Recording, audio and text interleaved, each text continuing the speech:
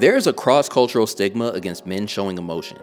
The saying, "boys don't cry," explains the philosophy that regardless of circumstance, men are not allowed to shed tears and must deny all emotions in order to maintain a status of manliness. If a man is caught doing so, his status of masculinity is challenged. I don't subscribe to this narrative. It's one-dimensional and drastically oversimplifies the idea of masculinity altogether. Because if this is true, masculinity conceptually is somewhat of a state of being that can be either maintained, increased, decreased, or revoked. Something always in flux. And worst of all, it hinges on an external locus of control. It becomes more of a status that is almost purely dependent on how others perceive you. As an ideal, it forces men to behave in a rigid fashion in order to maintain the status of being manly in the eyes of others, without the flexibility of acknowledging the layers of what it means to be human. The natural range of human emotions is more complicated than man maintaining a constant state of austerity without situational fluidity. Masculinity as a whole is more sophisticated and deserves to be observed as such. Over the years, there have been countless portrayals of men that vary in personality, age, shape, size, and even species. While some male characters exhibit this form of emotional masochism, there have been a lot who defy it. Characters that challenge the convention of boys don't cry, with the counterpunch of manly tears. Manly tears is the antithesis of said philosophy. Those some manly tears, okay? Those some manly ass tears right there that you looking at. What are manly tears? It's the embracing of a male character showcasing emotion in a particular scene, a scene that projects emotion from a masculine perspective. Men have feelings, so when men are vulnerable, what does it look like? Rather realistic or hyperbolic, positive or negative, it's showing the various ways that men may handle their emotions, allowing the character to be expressive without the negative stigma or backlash. Moments in media that recognize that crying is inevitably a part of the human condition. In some cases, it can be observed to actually enhance the perception of his masculinity, rather than diminish it. Peering into his drives, motivations, and shortcomings, it displays just how much he cares about something or someone. An intense moment of vulnerability that allows you to see how the character truly feels deep down inside. Sometimes it's followed after an impassioned speech where the man's emotions deny any other form of expression than to weep. This overflow of emotions can range from, but is not secluded to, a stream of tears, an outburst of pain, a roar of devastation, or fits of outrage. Contrary to popular beliefs, men are capable of feeling hurt, down, and depressed. Despite many lacking an understanding of the full range of human emotion, or sometimes lacking the emotional intelligence and access to gauge their feelings, men are allowed to have moments of vulnerability. When crafting a character, it's imperative to be able to see what makes them a person. What makes them tick? What do they enjoy? What keeps them down? What brings them to tears? Men are not secluded from these characteristics. In the process of writing a heroic protagonist, their vulnerability can be used as a tool to strengthen the characterization of the man in question. To be clear, the character doesn't have to cry in order to have depth. But what's the significance of choosing to make that character shed tears? Some would claim it makes a man weak. However, it's what this man does following after the tears are shed that truly matters. It's all about the solutions he comes up with after acknowledging his internal feelings in order to take action and change the circumstances that made him feel that way. The emotional expression bleeding into his drive and initiative to move forward. Personally, I'd say it's more commonly accepted and perfected execution-wise by anime and manga characters, but is found in all sorts of stories and media. Almost like an extension of the phrase blood, sweat, and tears. The association with something as rugged as blood and sweat implies there's some real drive behind those tears. And I don't just want to focus on tears alone, I want to discuss all aspects of emotional expression. It doesn't necessarily have to be secluded to the most important or powerful milestones in a man's life. Small occasions of vulnerability are just as important. Emotional release isn't solely important when it's connected to a larger picture or goal. The everyday struggle of a person's life will call for some valleys and peaks, with expectations for dips. These visceral moments contextualize the humanity of the characters, giving you a chance to connect to them through vicariously experiencing their feelings firsthand. The tears or emotional expressions are important pieces of visual information to allow us to understand the current feeling of the man in question. Pain, pride, fear, anger, overwhelming joy. You feel what they feel at the same time. You get a chance to see this character as a person just like you are, even if they're the biggest, baddest badass in the world, which in turn helps to provide some depth for the overall emotional narrative that the story is proposing to us. Emotions displayed could be positive or negative. This isn't to say that I don't admire naturally stoic characters, I value them greatly. But there's something really special about seeing a hero, or villain for that matter, that can comfortably wear their emotions on their sleeve without it seeming forced or making the character cheesy. Major Armstrong from Fullmetal Alchemist Brotherhood is an amazing depiction of a strong masculine man who was in touch with his emotions and has no issues expressing them. He literally looks like an adaptation of the old-timey strongman boxer types. You gonna sit here and tell me this slab of beef isn't masculine? You'd be playing yourself, because he's a masculine man's man, but he's also emotional in all the best ways. Look at this guy, he's a walking tank. A hulk of muscle at roughly 6'11", towering over others with his massive physical stature. He is absolutely ripped and constantly flexing his muscles, showboating his physique that he obviously toiled heavily to achieve. He gives one of the manliest handshakes in the world, competing with the famous Predator bulging bicep handshake. He is obviously very physically strong, obviously very tough, and obviously very masculine. However, does he walk around with a macho man, tough as nails, emotionless persona? No. Instead, he's a dignified man who is absolutely in touch with how he feels and never fails to express himself in that right. He doesn't lack emotional control or emotional intelligence, he just has an elegant way of displaying his inner feelings. He comes from a prestigious family in which he is the only male sibling and is very much involved with his parents and sisters. He is not a lone wolf incapable of warmth or sentimentality. With his bellowing deep voice and commanding presence, he's well respected in his ranking as a major. But not just based on his appearance or prestige, but from both his combat expertise alongside his kindness and friendliness. When you break down the etymology of the term gentleman, it's a gentle man. The capacity for a man to demonstrate gentle qualities doesn't negate his ability to be fearsome. It's a code of conduct that a man chooses to embody for the sake of honor. Major Armstrong is the definition of a gentleman. He's a very principled man with a fondness for structure, order, and decorum. He has an extensive vocabulary and likes to reinforce his intellect alongside being an absolute physical specimen. He's incredibly affectionate and displays his care for others through physical touch. He isn't dominating people by putting them into headlocks and screaming obscenities at them. He's cutting off their circulation with his humongous biceps with hugs and telling them how much he appreciates them. He even has a fun, artistic side, often creating art pieces of himself. We see him express the full range of human emotion. He can be ridiculously joyful, but can also get very serious and intense in moments of combat. We often see him crying tears of pride in comedic moments, but there are also times in the series that we have seen him actually break down. This is a man who has faced the atrocities of war firsthand. He isn't fragile by any means, but does not hide from his feelings and has a large capacity for empathy. In terms of stoicism, his older sister is far more stoic than he is, so much so that she calls him too soft. His sister being a major general, surpassing her brother in military rank because she's just way more intense than him. He's like a giant teddy bear really, you know? And he isn't the only emotionally expressive man in the series. We see this demonstrated by many others as well. All of them tailored to fit their specific personality and plight.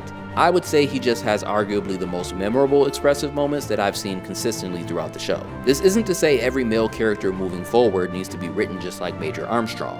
A great story has a diverse cast with various personality traits. I just always thought it was such a positive depiction of a man being truly masculine while not being an emotionless robot.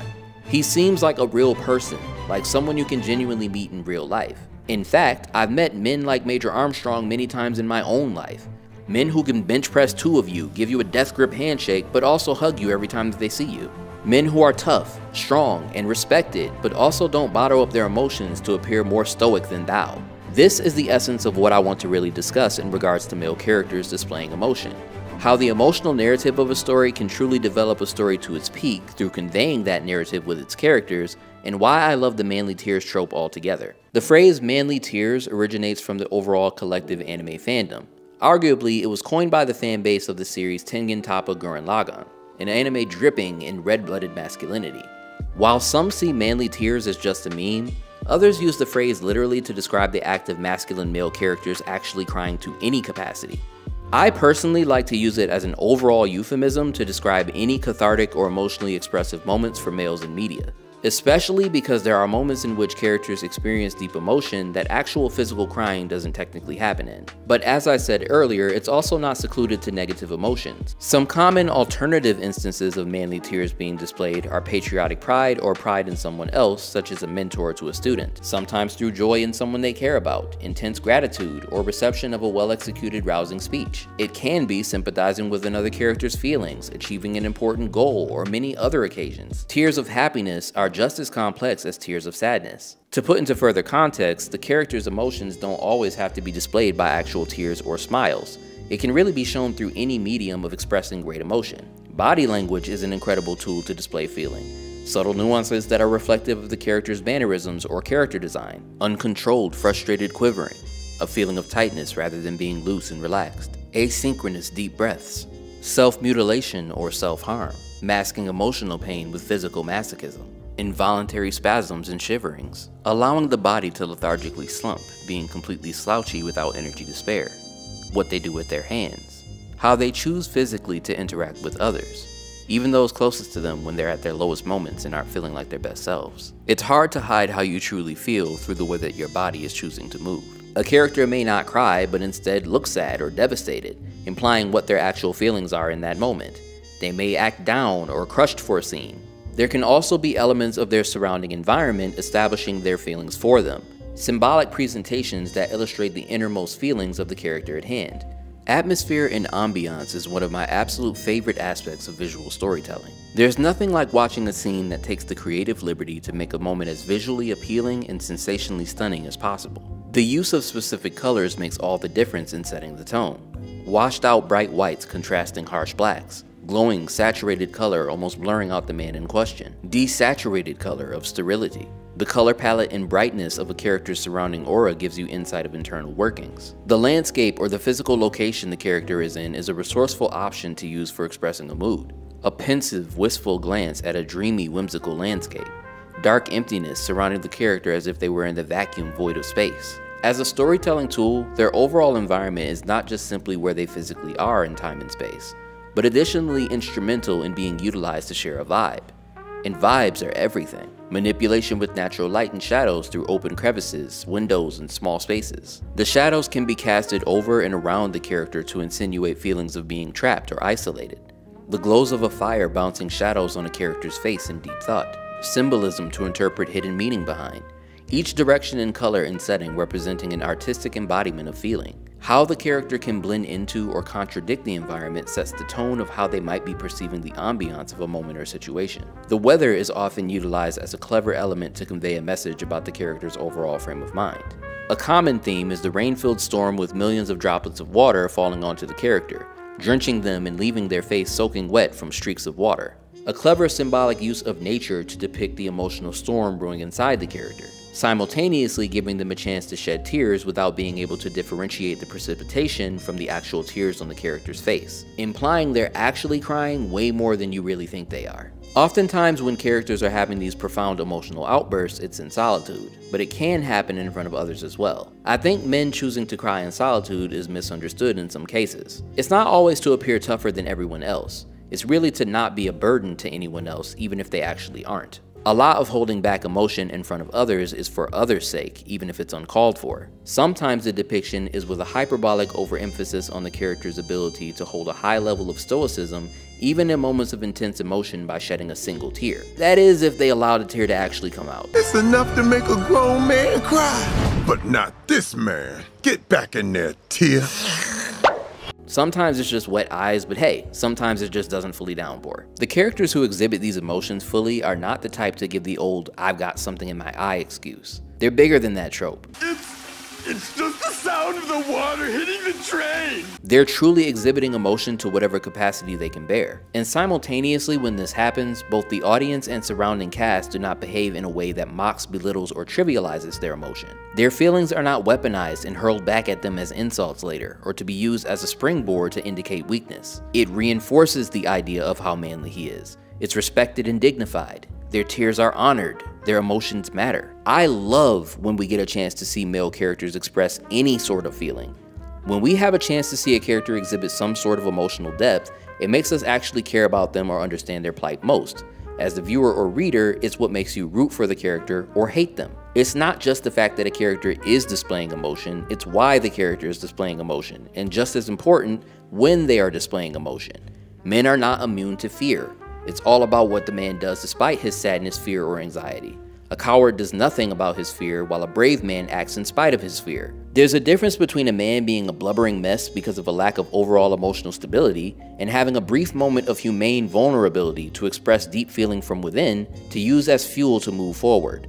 There's a difference between a valiant leader breaking down in solitude to keep the morale of his subordinates intact and a man sobbing because of something childish. But if that leader did choose to break down in front of his subordinates, it would tell you a lot about the character as well. They don't have to leave these emotions on display all the time for you to understand how they feel, just when it truly matters. Life is not all sunshine and rainbows, so what happens when times get tough? Men are not secluded from tragedy, and tragedy gives reason to bear emotion. Men can be traumatized, abused, emotionally scarred.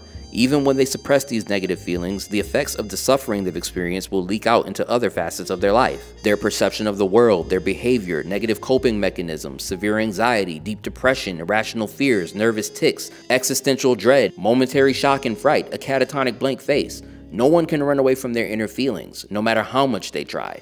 And there's all sorts of events that can cause for men to have these feelings.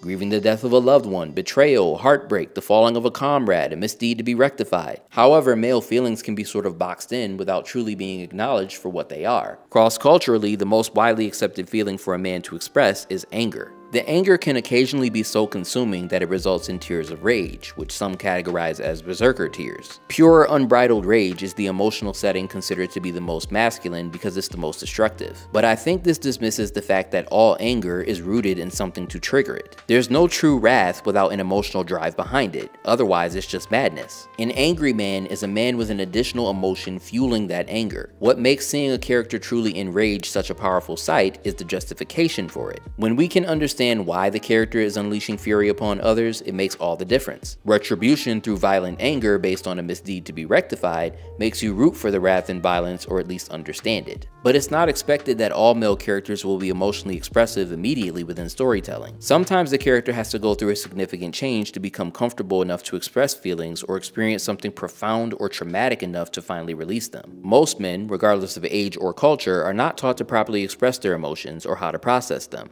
favoring logic instead. That's right. Cry. Men are hardwired to be problem solvers with an instinct to take action rather than take the time to feel, making it harder to comprehend the overall emotional spectrum when confronted with unwanted feelings. To put bluntly, in the mind of a traditionally masculine man, an emotion is just another problem to be solved, not discussed or processed. Men would naturally rather try to fix a situation than process a situation, but this doesn't mean they don't feel. It's not to say that the natural inclination to fix is wrong, it's just different than the natural inclination to emote. The topic in itself is just inherently uncomfortable for many men. Without an outlet for expressing or a proper guide to do so, it's difficult to gauge the idea of articulating their feelings at all. And therefore, there's a large gray line established dependent on culture, upbringing, and environment on what to do when a man experiences negative feelings. For some, it's because of societal pressures to appear more masculine. Dude, are you crying? No, crying's for ladies like you. I don't cry. Mental health is a popular topic of discussion in today's media overall. However, men's mental health is a confusing terrain to traverse. Bad mental health leads to bad decision making. Bad decision making leads to bad outcomes. Bad outcomes leads to worse mental health. Men have a tendency to purposefully deny acknowledging a decline in mental health. They block negative emotions instead without discussing these feelings with anyone, hiding behind vices, addictions, and external mediums to channel their negative feelings through instead of healthy outlets. If observed well enough, it can become clear that in the case of these men, that their actions and habits at particular times are an indication of what's going through their head. There is a strange disassociation with harmful habits and actions that men engage in, passing a normal balance level and exceeding to an extreme level. Chain smoking, binge drinking, excessive eating, indulging in frequent escapism. Some people try to suggest slowing down without prying too much, while others fail to connect overdoing it with inner turmoil. It's viewed as just things that men do, but not realizing how one may be numbing their pain with overconsumption and aggressive measurements of escapism. Some men are pretending to be seemingly void of emotions to appear extra tough, oftentimes to the detriment of the man striving for the pinnacle of what they believe to be masculine. The plights of Zuko and Iroh on Avatar: The Last Airbender are a great discussion of this subject. In the beginning of the story, Zuko is the definition of a hothead. He doesn't think things through and is in a constant battle within himself of how he should live his life. He started out as a very scared and nervous young boy who was heavily protected by his mother. She was nurturing and caring for him, but it was all ripped away when she mysteriously disappeared. Without her present, he was left to the devices of his father and sister, who were not kind or gentle with him, but hard. Within his culture and upbringing specifically, he's been forced through incredibly rough lessons to change his tune. He's been taught to believe empathy is for the weak, the strong prevail, and that you must utterly crush anyone who stands in your way. His iconic scar is a constant reminder of what happens when you show mercy to your opponent. He spoke out of turn in a war meeting and refused to properly duel his father in a traditional Fire Nation showdown called an Agni Kai. And why would he? His father was the newly named leader of his nation, the Fire Lord. He knew not only did he not stand a chance against a grown man who happened to be the fearless leader of his homeland, but also was a frightened little boy that didn't want to fight his own father. He groveled for forgiveness and begged to not fight, but was met with pure spite. Because he showed weakness based on Fire Nation standards, he was not only maimed but banished and shamed despite the fact that he's a prince and the only son of the Fire Lord. Banished for displaying the same perceived lack of backbone as his uncle, a man who betrayed the ways of the Fire Nation prior. Permanently disfigured with a mark he would consider to be a symbol of shame, a constant physical reminder of his own weakness, the lack of love and compassion from his father, and what it means to be an outcast. His uncle Iroh chooses to voluntarily walk alongside him in banishment, refusing to let the young boy face the world alone. The two bond over their exile and overall abandon from the Fire Nation for two different displays of lacking honor. Masculinity as an ideal within his culture is ruthlessness, even if it's toward your own family.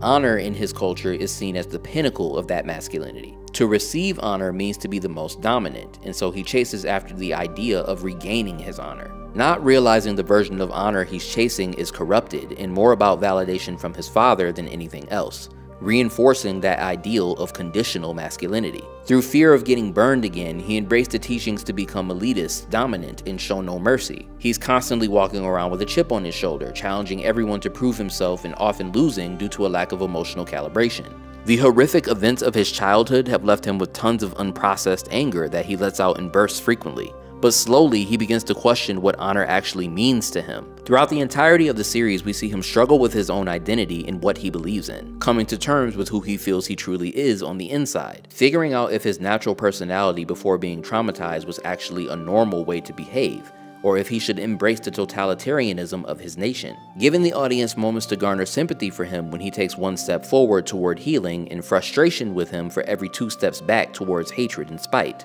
Zuko was converted into someone cold-hearted and closed off. He's removed access from his feelings to run away from the hurt, but this is not fundamentally who he is as a person. It's a consequence of the traumatic experiences he's endured combined with the teachings of his culture, and he's trying to swim upstream against it. It's a slow process of healing, but a truly beautiful depiction of someone establishing the openness to receive self-compassion and learn to forgive. The ups and downs of learning to process his emotions and eventually emotionally regulate gave him the edge to finally surpass his anger and defeat his prodigy of a sister with a clear mind. Ironically, her demise occurs when she finally has an emotional breakdown after being shown to be the more clear-headed of the two throughout the series. The trauma suffered through their upbringings may have left a physical scar on Zuko, but it left emotional scars on both siblings. But when he's finally redeemed, it's quite cathartic. The inner turmoil makes Zuko a character with such emotional depth and incredibly memorable because of how his story makes you feel. Iroh, on the other hand, is a man who has touched that pinnacle of honor and masculinity and has chosen to voluntarily throw it all away when he realized how corrupt it was.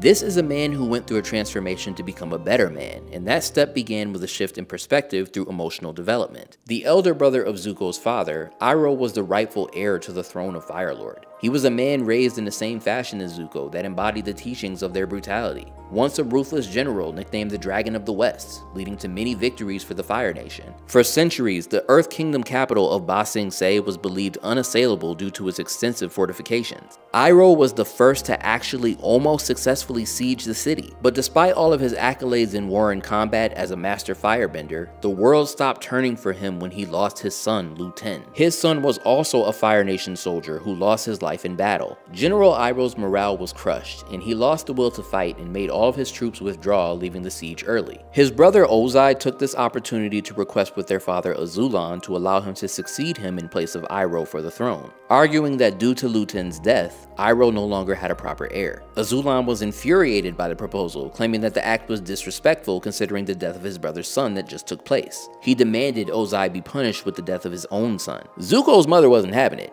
She could not let this happen to her only son and carried out a plan to poison the Fire Lord, but had to leave everything behind, including Zuko, afterward, which is the reasoning behind that mysterious disappearance. Upon his passing, the throne was now up for grabs. It was clear Iroh had no intentions of taking ownership of being the leader of the Fire Nation. Emotionally wrecked and heartbroken, he did not fight for his rightful throne and agreed to deny his royal birthright, and therefore, Ozai became the Fire Lord. By choosing to grieve and reevaluate his value for human lives, he was seen to have abandoned his pride and honor as a general in the eyes of his brother and sadistic niece. His brother would take over the position of Fire Lord, planning to show no weakness and enforce his might on the entire world. Iroh chose to convert to a life of peace and tranquility rather than world domination, which the show implies to us makes him a more enlightened being within the material realm. He learns of the importance of balance, now advocating for the harmony between all four nations, taking the time to discover an appreciation for various cultures alternative to his own, and even repurposing techniques from other benders by studying their movements. Iroh is a man of great wisdom, great strength, and emotional vulnerability. His infinite, unconditional love for his nephew is shown time and time again.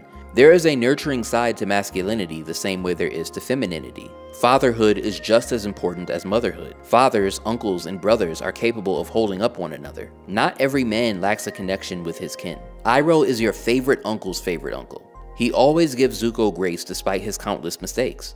He's frequently looking out for his well-being and giving advice, despite how many times Zuko refutes it. Where Zuko's father Ozai built a relationship with his son based on obedience through fear, Iroh nurtured him with compassion. He'd do anything for his nephew because of how much he cares about him. He even forgives Zuko when he turns his back on him. While his nation would view this behavior as soft and weak, the vulnerability he expresses truly defines how much more wise he is. He has a much broader perspective on what life is truly about. We've seen him cry and express his feelings, but we've also seen him express wrath and righteous anger. He's no punk or pushover or weakling by any means. Just because he chooses not to engage in conflict doesn't mean he won't whoop your ass if the situation causes for it. Iroh got hands and they rated E for everybody, but he only pulls them out when he needs to. He has an appreciation for the small things in life like flowers, good food, proverbs, pai sho, and a tea obsession, literally displaying throughout the entire series how much of a refined palate he has for all sorts of flavors of tea. This tea is nothing more than hot leaf juice. And even opening up a tea shop for a short moment when they were hiding in secrecy in the Earth Kingdom. This is a man who has fully embraced the philosophy of gratitude and appreciation for life, and the intimate connections that we make throughout life itself. He enjoys conversation, especially with strangers. He enjoys giving advice and being a source of positivity for others. He can take any situation, adapt, and make the best of it. We've even seen how much riz he has when he's talking to the ladies. The man's no stranger to the game with his mouthpiece. We've even seen him go through a body transformation to bring back the badass in himself for an upcoming battle. Like, yo, Iroh went from dad bod to Chad bod behind those prison bars. And when it was really time for him to flex on them, he just busted himself out. While being a master firebender and a brilliant strategist, he's always embodying a state of humility. This is a multifaceted man who conveys emotional depth alongside healthy, strong, masculine traits. The stories of Zuko and Iroh paint a complex picture of how culture and upbringing can affect emotional calibration. However, it also paints an additional positive picture on how this can change with personal growth. Without the fleshing out of Zuko's emotional turbulence to eventually land on stability,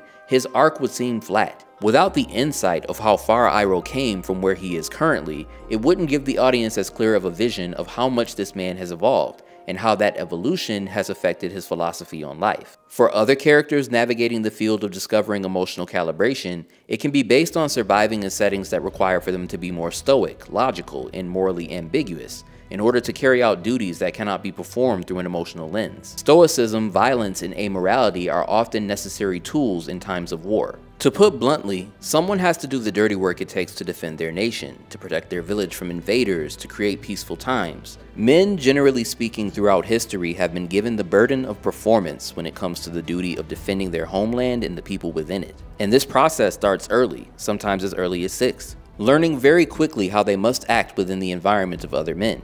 But these men are not gods. They're mortal men with mortal limitations. Limitations that undoubtedly are that of the mental space and emotional turbulence to fight in life or die in situations for survival. There is no choice but to stand and fight alongside the men you share nationality or community with. There is no mercy on the battlefields, and the toughest of all are on the front lines doing damage to their enemies. Men must work together as a unit to win.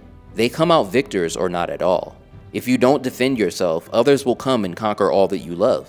These men are ruthless savages ready to destroy your home, pillage your valuables, massacre pregnant women, have their way with your wives, kidnap and traffic your daughters, enslave your sisters, murder your sons. You must stand and fight. But at what point is this carnage for carnage's sake? What happens to the sons of the men you slay? What happens to the children who survive a war-torn country? At what point do you go from defense to being the conqueror? At what point do you call out your fellow man for their greed and animalistic behavior? This can create a conflict of interest and cognitive dissonance on an individual basis. What if you disagree with your nation's mission? What if you don't believe in what your leader is telling you to do? What if you're participating in irredeemable acts that leave a stain on your soul? What if your side is the bad guys?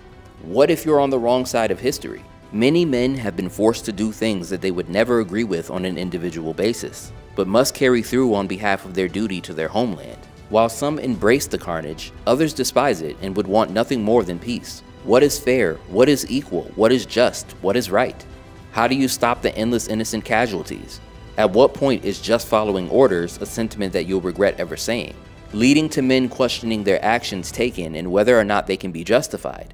Sometimes leaving the men fighting in the line of duty to feel like pawns in a greater system, using them for selfish gain and not for the greater good of their people. It's not a black and white answer, there's plenty of gray line. And the mental shift that it takes to carry out the duties presented by their country or village can be emotionally taxing. Oftentimes, these men have the widest range of understanding just how foul human beings can get. They see the horrors of what their enemies commit along with the sins of their so-called allies. They have to turn a blind eye to vile acts because they have to work alongside these men. They don't have the space to think of emoting when constant danger is afoot. Post-traumatic stress disorder is a common issue amongst men who have encountered abnormal levels of violence, death, and terror. Although someone could technically form PTSD from any sort of stressful event, men who have been subject to war and battle are often most susceptible to experiencing it. There's a lot of pressure on the shoulders of men who have had to always be on guard. They've had to be careful of who can be trusted and ready to execute with extreme prejudice if the need arises. It's hard to adjust to a more peaceful life when you've lived in chaos for so long. The subconscious is always retaining information like a sponge, so it's hard for details of your former life on the battlefield to not ricochet to the forefront of your mind from time to time. But what happens when you try to take a mind that has been conditioned to view almost everyone as an enemy and give them the space to evolve their scope of human interaction and connection? With this knowledge in mind, it's a wonderful moment of characterization to see a character who is struggling with getting a grasp of their own inner turmoil. Characters coming to grips with the atrocities they've committed or how they feel when they know they've let others down, lacking the emotional calibration to understand their deep need for self-forgiveness or self-compassion, let alone forgiving someone else or showing compassion to someone else. Therefore, the projection of their emotions or the processing of it isn't on Front Street immediately within the story. It's something that must be developed. The characters go through a process of coming to grips with their lack of emotional calibration and slowly begin to try to develop that portion of their personality. Sometimes this can be through forming an intimate bond with someone, whether romantic or friendship-wise. Oftentimes through getting close to someone they get protective over, unintentionally taking someone under their wing and becoming attached. With this in mind, it can make even the most savage, selfish, tough anti-hero or even antagonist develop a soft side for someone that they realize they fostered a level of care for. I'd also like to note another common theme amongst villains and anti-heroes. I really tend to enjoy the wounded, cold-hearted character that's a result of the world beating them down and reshaping them. Their backstories are usually rooted in them caring too much at some point. They're usually innocent men who've experienced one very bad day, or have been cruelly robbed of happiness through acts of fate. And this is what causes them to become unhinged, cold, and deranged. But it's not because that's how they've always been. It's the person they've become due to pressure, pain, and suffering. You just kind of get it. You understand where they're coming from. Oftentimes this change occurs from being too vulnerable and getting burned for it, or not being ruthless enough in a pivotal moment, causing for others to suffer at the hands of them showing mercy to someone who needed to be stopped beforehand. Or even worse, just not being strong enough to stop them in the first place. Their detachment usually leads to moral ambiguity in actions that their former self would never have taken, punishing themselves by becoming someone twisted, becoming the very monster you despised in order to avoid ever being victim to it again. But even this ideology is rooted in a strong emotional narrative. Toguro of Yu Yu Hakusho is by far my favorite example of this. He's a complicated, multifaceted man with more to his psyche than you'd expect in each layer. A deeply wounded person that suffers just as much as he causes suffering. Being the biggest, baddest badass around because he believes nothing matters more than strength. The embodiment of a natural selection ideology that the weak die and the strong survive. He only came to this ideology based on trauma he suffered from losing loved ones to a mighty evil. A mighty evil he was not strong enough to defeat at the time. Toguro was once a martial arts master of a school, training multiple students. But his students were attacked and massacred by an evil demon named Kairin, who was the strongest apparition around at the time. Thirsty for bloodlust and a proper challenge, Kairin then forced Toguro and the remaining fighters of his school to enter a horrific spectacle of mortal combat known as the Dark Tournament. This tournament is known for pitting humans against demons, where humans are more likely to lose in a gruesome manner as his students did. He utilized those 3 months to train in solitude, and re-emerged a new person from the seething hatred within him. He had a new drive to beat Kairin, but this was something different. He was finally strong enough to defeat the evil demon and won the tournament, but he was so distraught and hurt that he allowed himself to fall into a pit of apathy. He became detached from morality in favor of strength and wanted to become just like that mighty evil. So much so that the prize he desires for winning the tournament was kind of sick.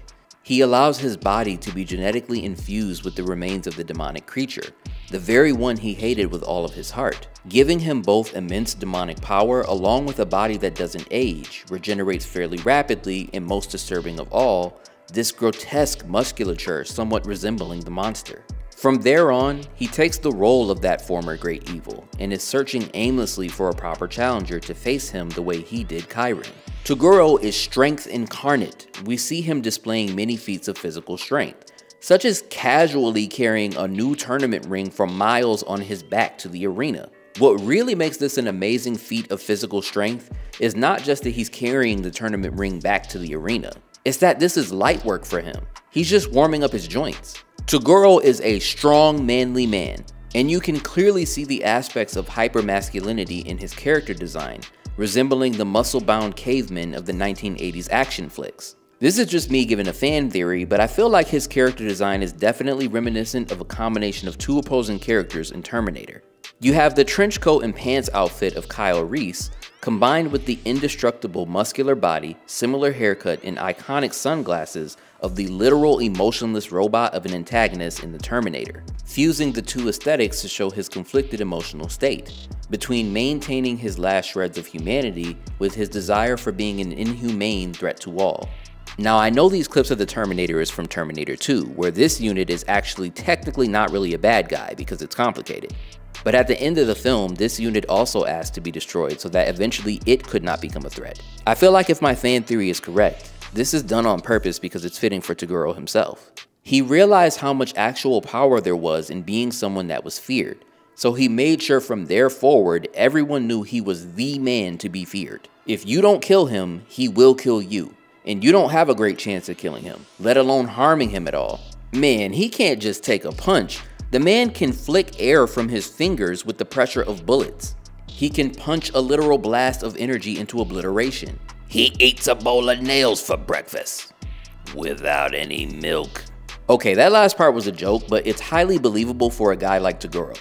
If you get in the ring with him, you better come correct because he's not here to play games. He will stoop to any level to push you to become your best and make you give it your all when you're trying to defeat him. He'll hurt the ones you love to push you to your potential. He'll even hurt the ones he loves without shedding a tear just to display his might.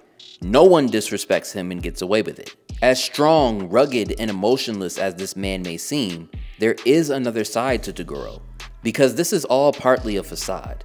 He's secretly waiting and hoping for someone to take him out of his misery and finally prove his philosophy to be wrong. Because if no one does, unfortunately he's right. He's so traumatized from not being able to defend people he cared about when it mattered most that he allowed anger and fear to warp his perception of true strength. And he's committed so many atrocious acts against others since he came to this resolve that he doesn't know how to turn back and feels like he's irredeemable. He feels that by not being strong enough to defend his students from the evil demon Chiron, that he killed them, and is just as responsible for their demise as Chiron is. He can't figure out how to forgive himself, so he digs the hole deeper out of self-sabotage. But through it all, he doesn't believe he's capable or worthy enough of redemption and actually wants to be punished deep down. Punished for not being strong enough when it mattered, and punished for not being strong enough to choose right afterwards. And I won't even get into the emotional aspects of his personality reflected of his romantic relationship with Genkai. Their dynamic is so unique and unlike any other love story I've ever witnessed before, and it deserves more detailing than I can actually give in this video. I often like to think the reason why Toguro wears sunglasses all the time is so you can't see the pain in his eyes. How the sunglasses are the only barrier between us seeing a monster and a man with a broken dream. The eyes are the window to the soul, and he doesn't want us to see those eyes, because they're probably always welled up with manly tears. Toguro is an example of what happens when you choose to suppress all of your emotions, deny utility in anything outside of strength and power, and forsake vulnerability with all others for the sake of dominance. There can only be one apex predator, and even though you get to be the man at the top of the food chain, you also lose yourself in everything you love in the process. And seeing the emotional arc displayed by this muscle man with the high top fade and stunner shades on chokes me up every time. Togashi is an absolute genius when it comes to character writing. Do not debate me on this. I don't want anyone to be confused on my stance on the strong, mega violent, super dominant, hyper masculine characters that are a force to be reckoned with that cannot be reasoned with. I love these characters. There's nothing like watching a total powerhouse display their absolute might, stomping out other characters with a ruthless aura of Black Air Force energy. These men are emotionless monsters that are destructive for destruction's sake. They're a fun power fantasy to indulge in when you want to see hardcore action. But there's even been iterations of this character that have had chances to form emotional ties or display a form of vulnerability that humanizes them past forces of nature. There's a very narrow-minded point of view of crying equaling weakness in men, that a moment of vulnerability emasculates men altogether, assuming the correlation between tears not being able to coexist with masculinity or toughness, and once again reinforcing the ideology of conditional masculinity.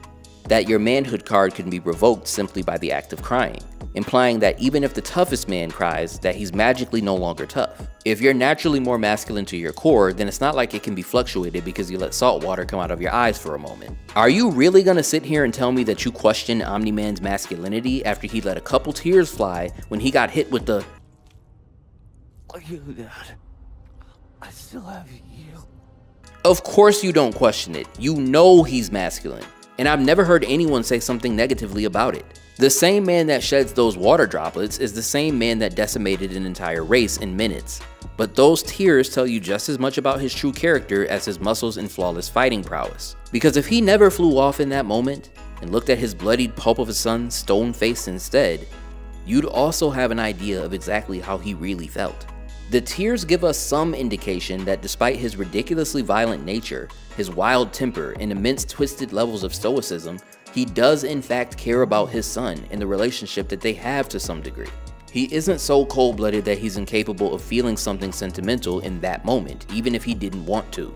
He is absolutely torn between maintaining his ruthless philosophy that was ingrained in his cultural heritage's teachings and being a concerned father looking at his child who's experiencing a threat to his life. Except, he's the threat to that life. Yet he's so perplexed on how to confront that emotion that he beams off past the stratosphere into the vacuum of space, letting off some more than likely centuries-long repressed steam. And that's one of my main issues with the oversimplification of the view of male emotions. His moment of vulnerability doesn't change who he is to his core.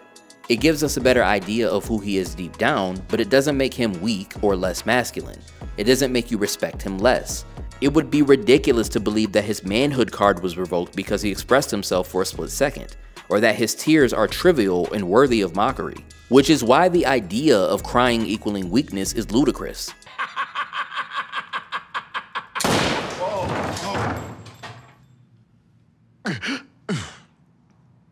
All right, let's go sell some crack. Seriously, just because a violent man allows himself a moment of vulnerability doesn't mean he won't murk you right after. Not saying that this is a good thing, I'm just taking it for what it is. Everyone cries, even the hardest of the hard have feelings too. There are men who are shaped in environments where dominant hypermasculinity and emotionlessness plays to their advantage. Even if they have decent parents and family, sometimes the environment is too toxic to not be affected by. But when your family itself is too entangled in that community, how do you escape being affected by it? These men are essentially socialized from birth to have trust issues. Men who never had the chance to be embraced with kindness, empathy, or love. Men who were abused, manipulated, and lied to by their fathers and father figures. Fathers who are only following the cycle of abuse, addiction, and negativity that was inherited by their own fathers or previous generations. Men within their community passing down the torch to lead a life of crime. And for those men raised without fathers due to imprisonment, abandonment, or early death, their brothers and peers are raising each other without ever having the chance to be sons first, bonding with each other as a means of survival because their environment has little to no room for compassion. Discarded, misguided, undirected lost souls coping however they can to survive the next day. Reacting to threats of violence with more violence. Oftentimes, these men are involved in industries that aren't exactly within lawful conduct. In order to survive the streets in a dog-eat-dog world, they have to embrace and embody coldness. Moral ambiguity is at an all-time high when survival is the ultimate goal. Although caught up in bouts of greed, lust, and vengeance, these men are not immune to feelings somewhere deep down. When you're haunted by the innocent people you've killed that were in the wrong place at the wrong time. When you get heartbroken despite never respecting the woman who broke your heart. These men are not one-dimensional and have more than one side to them. They're layered people who deserve help. Who are they in front of the people they love and cherish? What makes them laugh? What makes them happy? They get depressed. They suffer from anxiety, panic attacks, and PTSD. They have childhood trauma and emotional baggage they need to heal through. They experience loneliness and isolation. They are hurt and searching for solace too in their own unique way. They're misunderstood, mostly products of their environment. But in some cases, they chose these lifestyles and allow themselves to be corrupted by it. It's one thing to murder in the name of your nation, your homeland, your village. But it's another to murder for profit, pride, or street cred in a more civilized version of society. How do you cope with senseless violence? How do you accept the blood on your hands that has brought you success? All of the evils that you must partake in to get there, is it worth it? Is it just as cool when your friend gets killed?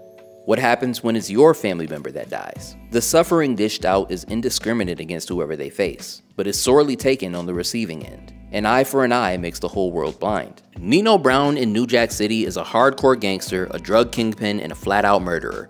Throughout the whole movie, you see just how much he doesn't give a rat's ass about anyone or anything. He truly has no remorse for all the harm he's doing to the community with his crack empire and has blatant disregard for other people altogether. You see him overlook everyone, and I do mean everyone's feelings. He's even bragged about getting high and shooting a random innocent woman in the head for kicks. This man is pure asshole, worthy of a Dio award. But what is the moment we see some sort of glimpse of the true Nino? When do we get to peer into his inner feelings, even a slight bit? It's not when his wife cries because of his incessant cheating and violent outbursts. It's not when he holds up a little girl as a shield to deflect incoming bullets. It's when he feels he needs to kill his ex-right-hand man, G Money, when he feels he can no longer trust him. Despite the fact that it's his fault that through his own greed and selfishness that G Money became disloyal. When you see those tears drop from that sociopath's face and he murders G Money in cold blood, as twisted as it seems, you get a chance to see where a bit of Nino's emotions truly lie, humanizing even a deplorable person for just a moment, not for sympathy's sake, but to understand him better. And even on the off chance that the tears were shed to manipulate G Money into thinking he actually cared about him in that moment, it still tells you more about how he wants to be perceived in the eyes of G Money over everyone else, even in his last moments before death. And this isn't to praise emotional vulnerability connected to violence and brutality, nor is it saying masculinity is inherently synonymous with it either. I'm not advocating for abhorrent behavior such as Nino Brown's at all. It's more so a commentary on how socially the act of crying is judged dependent on the person performing said act, rather than seeing the act for what it is regardless of the host of the tears. Because every kind of person cries. An average Joe, a drug lord, a muscle man, a karate master, the tears coming down their eyes or the smile cracked across their face doesn't change who they are, but it does let us know more about them. Because an emotional response is natural, and when it cannot be controlled, it indicates something about the character for the audience to interpret. I dislike the idea proposed in a lot of Western media that male emotions are a joke, with a man crying or having an emotional moment being the punchline itself. Emotions are complex and should not be boiled down to thing women have and men do not, so when men have, it funny. Effectively making a mockery out of the capacity for men to express anything, and reinforcing a negative stereotype that leads to dangerous mindsets. Emotion is what drives entertainment value. An emotional narrative helps to define a great story and character arc. What's the point of watching or reading anything if it doesn't make you feel something? Human emotions drive us towards everything that we do. How we feel dictates our actions every moment that we breathe. Being emotional or having emotions does not equal fragility. It doesn't mean one is incapable of rationality. It means they are more prone to feeling their feelings with intensity whenever it's justified. To see how one behaves afterwards puts into perspective just how much they can master their emotions, along with giving us context as to what they actually do care about. Our love for others and the intimate connections that we share inevitably affect how we feel and the decisions that we choose to make. Besides, if you had no emotions, you not only wouldn't be able to feel genuine sadness, you also wouldn't have a fun side to you either.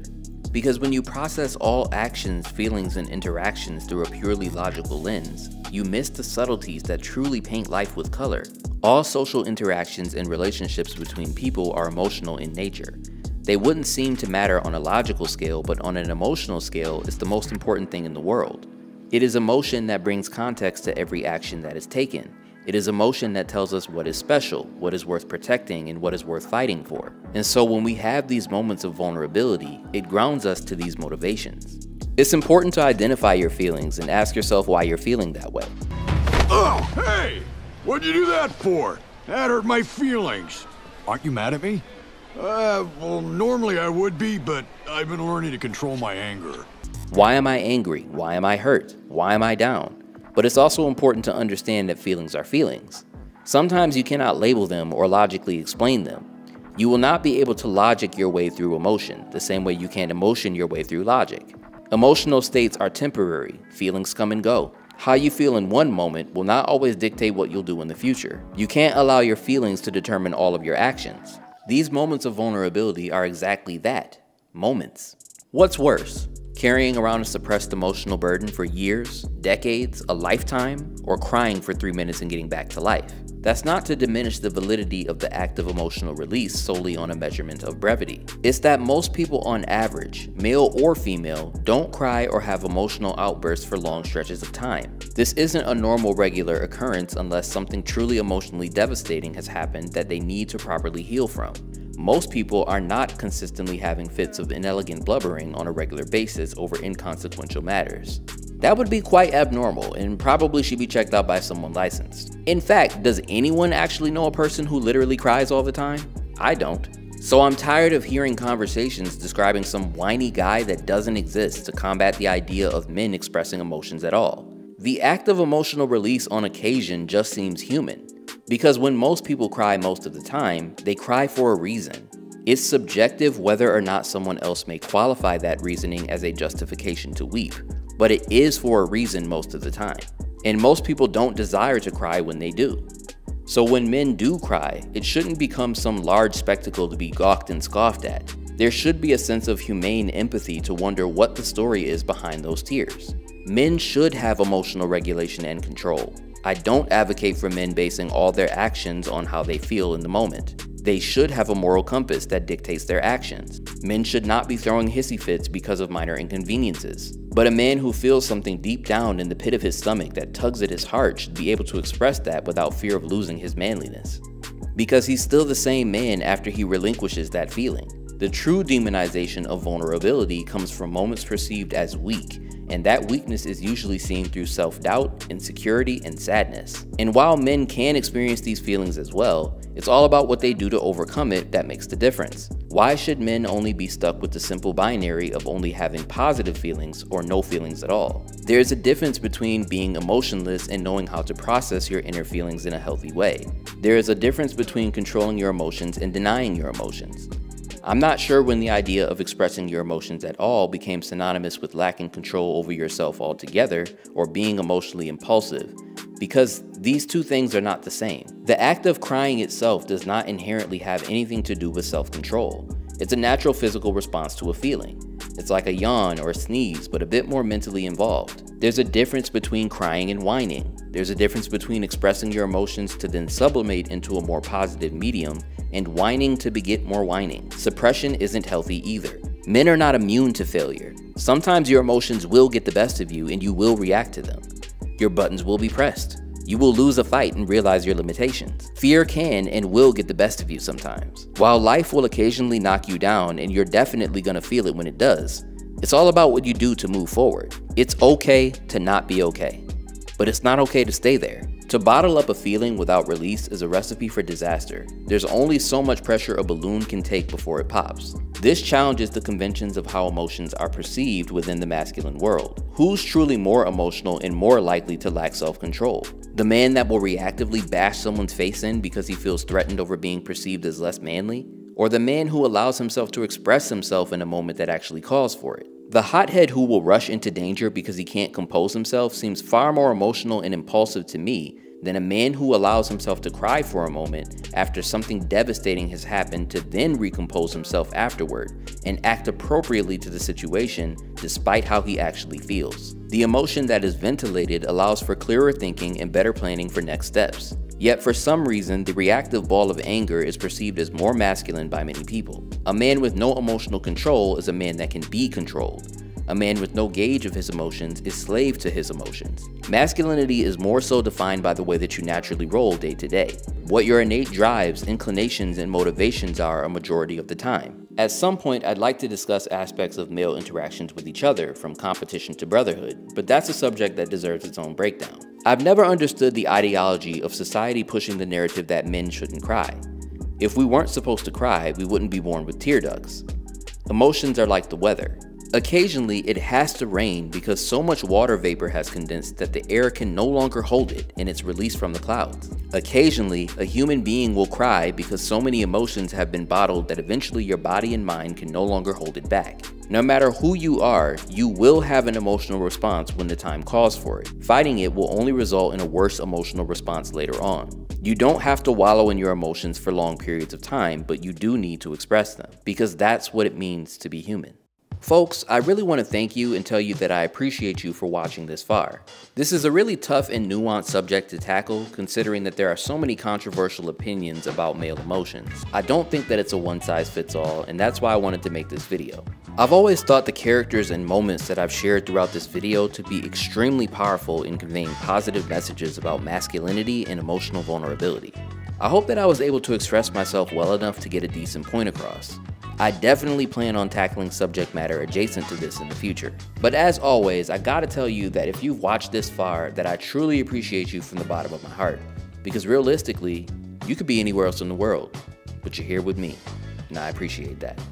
Much love, I hope to see you in the next one. It's your boy Just Judah, peace out.